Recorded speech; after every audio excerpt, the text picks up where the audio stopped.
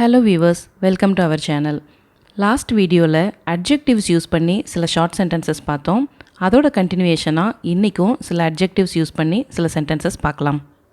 First one gigantic. Gigantic அப்படின்னா மிகப்பெரிய அல்லது பெரிய உருவம் கொண்ட அப்படின்னு மீனிங். இப்போ ஹியூமன்ஸ் எல்லாம் பார்த்து சொல்லுவோம்ல, அவன் பார்க்குறதுக்கு வாட்டசாட்டமாக இருந்தான். வாட்டசாட்டம் அப்படின்னா மிகப்பெரிய உருவம் அல்லது ஜைஜாண்டிக் அப்படின்னு சொல்லுவோம். எக்ஸாம்பிள் சொல்லணும் அப்படின்னா அவர் neighbour is a gigantic man. அவர் neighbour is a gigantic man அப்படின்னா எங்கள் பக்கத்து வீட்டுக்காரர் ஒரு வாட்டசாட்டமான ஆள் அல்லது எங்கள் பக்கத்து வீட்டுக்காரர் ஒரு மிகப்பெரிய உருவம் கொண்டவர். இன்னொரு எக்ஸாம்பிள் சொல்லணும் அப்படின்னா ஐ saw a gigantic fish in the sea. I saw a gigantic fish in the sea. கடலில் ஒரு மிகப்பெரிய உருவம் கொண்ட மீனை நான் பார்த்தேன். அப்போது ஜைஜாண்டிக் அப்படின்னா மிகப்பெரிய அல்லது பெரிய உருவம் கொண்ட அப்படின்னு அர்த்தம். இப்போது இந்த சென்டென்ஸை எப்படி சொல்கிறதுன்னு பார்க்கலாம். குழந்தை அந்த மிகப்பெரிய யானையை பார்ப்பதற்கு பயந்தது. குழந்தை அந்த மிகப்பெரிய யானையை பார்ப்பதற்கு பயந்தது. இது எப்படி சொல்லலாம்? The baby was scared to see the gigantic elephant. The baby was scared to see the gigantic elephant. குழந்தை அந்த மிகப்பெரிய யானையை பார்ப்பதற்கு பயந்தது. Next one கிடி. கிடி அப்படின்னா தலை சுற்றுகிற அப்படின்னு அர்த்தம். எனக்கு ஒரே கிடினஸாக இருந்துச்சு அப்படின்னா தலை சுற்றுற மாதிரி இருந்துச்சு அப்படின்னு சொல்லுவோம்ல, அதுதான் கிடி அப்படின்னா தலை சுற்றுகிற அப்படின்னு மீனிங். எக்ஸாம்பிள் பார்க்கலாம். He rides the bike at the giddy speed. He rides the bike at the giddy speed அப்படின்னா அவன் தலை சுற்றுற வேகத்தில் பைக்கை ஓட்டுறான். இன்னொரு எக்ஸாம்பிள் சொல்லணும் அப்படின்னா when I was ill I had a giddy feeling. when I was ill I had a giddy feeling அப்படின்னா நான் உடம்பு சரியில்லாமல் இருந்தப்போ எனக்கு தலை சுற்றுற மாதிரி உணர்வு இருந்தது. இப்போது இந்த சென்டென்ஸை எப்படி சொல்கிறதுன்னு பார்க்கலாம். தலை சுற்றுகிற படிக்கட்டுகளிலிருந்து அவன் கீழே பார்த்தான். தலை சுற்றுகிற படிக்கட்டுகளிலிருந்து அவன் கீழே பார்த்தான் அப்படின்னா he looked down from the giddy stairs. he looked down from the giddy stairs. அவன் தலை சுற்றுற படிக்கட்டுகள்லேருந்து கீழே பார்த்தான். Next one லெத்தால். லெத்தால் அப்படின்னா கொல்லுகிற அப்படின்னு அர்த்தம். அதாவது உயிரை கொல்கிற எந்த ஒரு விஷயத்தையும் லெத்தால் அப்படின்னு சொல்லுவோம். எக்ஸாம்பிள் சொல்லணும் அப்படின்னா liquor is a lethal drink. Liquor is a lethal drink அப்படின்னா மது ஒரு உயிரை கொல்கிற பானம். இன்னொரு எக்ஸாம்பிள் சொல்லணும் அப்படின்னா he died by the lethal injection. he died by the lethal injection அப்படின்னா அவன் உயிரை கொல்கிற ஒரு ஊசி மூலமாக இறந்தான். அதாவது இதை விஷ ஊசி அப்படின்னு சொல்லலாம். இப்போது இந்த சென்டென்ஸை எப்படி சொல்கிறதுன்னு பார்க்கலாம். பென்சில் கூட சில சமயங்களில் ஒரு கொடிய ஆயுதமாக இருக்கலாம். பென்சில் கூட சில சமயங்களில் ஒரு கொடிய ஆயுதமாக இருக்கலாம். இங்கே கொடிய அப்படின்னு சொல்கிறது ஒரு உயிரை கொல்கிற ஆயுதமாக இருக்கலாம். இதை எப்படி சொல்லலாம்? A pencil can be a lethal weapon sometimes. A pencil can be a lethal weapon sometimes. ஒரு பென்சில் கூட சில நேரங்களில் உயிரை கொல்கிற ஆயுதமாக இருக்கலாம். Next one prickly. prickly அப்படின்னா முட்கள் நிறைந்த அப்படின்னு அர்த்தம். எக்ஸாம்பிள் சொல்லணும் அப்படின்னா I have some prickly skin around my elbow. I have some prickly skin around my elbow அப்படின்னா என் முழங்கையை சுற்றி சில முள்ளு மாதிரியான தோல் இருக்குது. prickly skin அப்படின்னா முள்ளு முள்ளாக இருக்கிற தோல். இன்னொரு எக்ஸாம்பிள் சொல்லணும் அப்படின்னா I touched the prickly cactus. I touched the prickly cactus. cactus அப்படின்னா கத்தாழை செடி. கத்தாழை செடியில் முள்ளு முள்ளாக தான் இருக்கும். ஸோ முள்ளு முள்ளாக உள்ள அந்த கத்தாழையை நான் தொட்டேன்.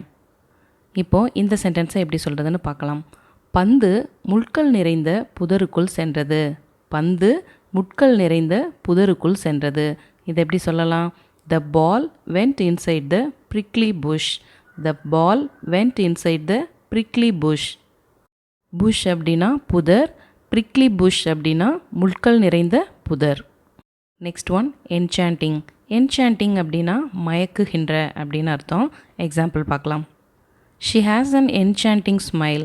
She has an enchanting smile அப்படின்னா அவகிட்ட கவர்ந்து இழுக்கக்கூடிய ஒரு புன்னகை இருக்குது. மயக்குகின்ற அப்படின்னா எக்ஸாக்டாக மயக்கிறது அப்படின்னு நினைக்க வேண்டாம். அட்ராக்டிவ் அப்படின்றது தான் மீனிங். கவர்ந்து இழுக்கிற, மயக்குகின்ற, அந்த மாதிரி தமிழில் நிறைய வேர்ட்ஸ் இருக்கும். She has an enchanting smile அப்படின்னா அவகிட்ட ஒரு அட்ராக்டிவான ஸ்மைல் இருக்குது. இன்னொரு எக்ஸாம்பிள் சொல்லணும் அப்படின்னா the car has enchanting features.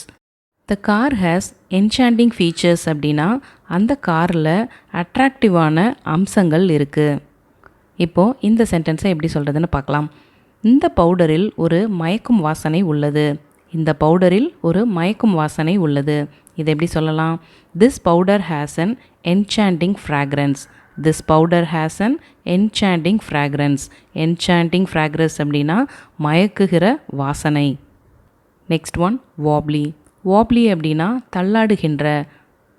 Example சொல்லணும் அப்படின்னா the car had a wobbly wheel before the accident. The car had a wobbly wheel before the accident அப்படின்னா ஆக்சிடெண்ட்டுக்கு முன்னாடி அந்த காரில் தள்ளாடிக்கிட்டு இருக்கிற வீல் இருந்துச்சு. இன்னொரு எக்ஸாம்பிள் சொல்லணும் அப்படின்னா my daughter has a wobbly teeth. My daughter has a wobbly teeth அப்படின்னா என் பொண்ணுக்கிட்ட முன்னும் பின்னும் ஆடிக்கிட்டு இருக்கிற அல்லது தள்ளாடிக்கிட்டு இருக்கிற ஒரு பல்லு இருக்குது. அதாவது விழப்போகிற பல் ஆடிக்கிட்டு இருக்கும்ல, அதை தான் வாப்லி டீத் அப்படின்னு சொல்லுவோம். இப்போது இந்த சென்டென்ஸை எப்படி சொல்கிறதுன்னு பார்க்கலாம். அவள் தள்ளாடும் நாற்காலியில் அமர்ந்தாள். அவள் தள்ளாடும் நாற்காலியில் அமர்ந்தாள். அதாவது உடஞ்சி ஆடிக்கிட்டு இருக்கிற ஒரு சேரில் அவள் உட்காந்தா. இதை எப்படி சொல்லலாம்? She sat down on a wobbly chair. She sat down on a wobbly chair. அவள் தள்ளாடிக்கிட்டு இருக்கிற ஒரு சேரில் உட்காந்தா. Next one பர்லி. பர்லி அப்படின்னா பருத்த அல்லது குண்டான அப்படின்னு சொல்லலாம். எக்ஸாம்பிள் பார்க்கலாம். The burly man fell down while running. The burly man fell down while running அப்படின்னா அந்த குண்டான ஆள் ஓடிக்கிட்டு இருக்கும்போது கீழே விழுந்தான். இன்னொரு எக்ஸாம்பிள் சொல்லணும் அப்படின்னா த பர்லி போலீஸ் ஆஃபீஸர் கிக் தம். த பர்லி போலீஸ் ஆஃபீஸர் கிக் தம் அப்படின்னா அந்த குண்டான போலீஸ் ஆஃபீஸர் அவங்கள உதைச்சாரு. காலை வச்சு மிதிக்கிறத தான் கிக் அப்படின்னு சொல்லுவோம். கிக் தம் அப்படின்னா அவங்கள உதைச்சாரு. இப்போது இந்த சென்டென்ஸை எப்படி சொல்கிறதுன்னு பார்க்கலாம். அந்த குழந்தையை குண்டான திருடன் கடத்தி சென்றான். அந்த குழந்தையை குண்டான திருடன் கடத்தி சென்றான். இதை எப்படி சொல்லலாம்? The burly thief kidnap that baby. The burly thief kidnap that baby. குண்டான திருடன் அந்த குழந்தையை கடத்தி சென்றான். Next one கிறிஸ்லி. கிறிஸ்லி அப்படின்னா பயங்கரமான அல்லது கொடூரமான அப்படின்னு மீனிங். எக்ஸாம்பிள் பார்க்கலாம். People were scared by a series of grisly crimes. People were scared by a series of grisly crimes அப்படின்னா தொடர்ந்து நடக்கக்கூடிய பயங்கரமான குற்றங்களால் மக்கள் பயந்தாங்க. கிறிஸ்லி கிரைம் அப்படின்னா பயங்கரமான crime. Series of grisly crimes அப்படின்னா தொடர்ந்து நடக்கக்கூடிய பயங்கரமான குற்றங்கள். இன்னொரு எக்ஸாம்பிள் சொல்லணும் அப்படின்னா my cousin is investigating a grisly murder. My cousin is investigating a grisly murder அப்படின்னா என்னோட கசின் ஒரு பயங்கரமான கொலையை இன்வெஸ்டிகேட் பண்ணிக்கிட்டு இருக்கிறான். இப்போது இந்த சென்டென்ஸை எப்படி சொல்கிறதுன்னு பார்க்கலாம். கொடூரமான கதையை சொல்ல என் குழந்தைகள் என்னிடம் ஒருபோதும் கேட்டதில்லை. அதாவது பயங்கரமான கதையை, பயந்தரக்கூடிய பயங்கரமான கதையை சொல்ல என் குழந்தைகள் என்னிடம் ஒருபோதும் கேட்டதில்லை. இதை எப்படி சொல்லலாம்? My kids have never asked me to tell the கிறிஸ்லி story. My kids have never asked me to tell the கிறிஸ்லி story. பயங்கரமான கதையை சொல்ல என் குழந்தைகள் என்னிடம் ஒருபோதும் கேட்டதில்லை. Next word லெஷர்லி. லெஷர்லி அப்படின்னா நிதானமான, அதாவது அவசரப்படாமல் பொறுமையாக செய்கிறத தான் லெஷர்லி அப்படின்னு சொல்லுவோம். எக்ஸாம்பிள் சொல்லணும் அப்படின்னா we went for a leisurely walk after the dinner. we went for a leisurely walk after the dinner அப்படின்னா டின்னர் சாப்பிட்டதுக்கப்புறம் நாங்கள் ஒரு ரிலாக்ஸான வாக் போனோம் அப்படின்னு சொல்லுவோம்ல, அதை தான் லெஷர்லி வாக். லெஷர்லி வாக் அப்படின்னா ஒரு நிதானமான வாக்கிங். இன்னொரு எக்ஸாம்பிள் சொல்லணும் அப்படின்னா we had a leisurely meet with my schoolmates. we had a leisurely meet with my schoolmates அப்படின்னா என் ஸ்கூல்மேட்ஸோட ஒரு நிதானமான சந்திப்பு அல்லது ஒரு ரிலாக்ஸ்டான மீட் இருந்தது. இப்போது இந்த சென்டென்ஸை எப்படி சொல்கிறதுன்னு பார்க்கலாம். அவர்கள் நிதானமான ஆய்வு செய்திருந்தனர். அவர்கள் நிதானமான ஆய்வு செய்திருந்தனர். இதை எப்படி சொல்லலாம்? They had done the leisurely inspection. They had done the leisurely inspection. Leisurely inspection அப்படின்னா நிதானமான ஆய்வு. The last one, wrinkly. wrinkly அப்படின்னா சுருக்கமான. இங்கே சுருக்கமான அப்படின்னா ஷார்ட்டான அப்படின்னு மீனிங் கிடையாது. வயசான காலத்தில் தோல் சுருங்கிறது, ட்ரெஸ்ஸு கசங்கி இருக்கிறது, அப்புறம் டெலிவரிக்கு அப்புறம் லேடிஸோட வயிற்றில் சில சுருக்கங்கள் ஏற்படும், அதெல்லாம் தான் wrinkles அப்படின்னு சொல்லுவோம். wrinkly அப்படிங்கும்போது இதை ஒரு அட்ஜெக்டிவாக சுருக்கமான அப்படின்ற மீனிங்கில் யூஸ் பண்ணுவோம். எக்ஸாம்பிள் பார்க்கலாம். He has wore a wrinkly shirt. He has wore a wrinkly shirt அப்படின்னா அவன் கசங்கி போய் இருக்கிற ஒரு சட்டையை போட்டிருக்கான். அதாவது சுருக்கமாக இருக்கிற சட்டையை போட்டிருக்கான். இன்னொரு எக்ஸாம்பிள் சொல்லணும் அப்படின்னா, The young girl has a wrinkly skin. The young girl has a wrinkly skin அப்படின்னா அந்த சின்ன பொண்ணுக்கிட்ட சுருக்கமான தோல் இருக்குது. அதாவது வயசான காலத்தில் தான் தோல் சுருங்கும், ஆனால் இந்த சின்ன பொண்ணுக்கு சுருங்கின தோல் இருக்குது. இப்போது இந்த சென்டென்ஸை எப்படி சொல்கிறதுன்னு பார்க்கலாம்.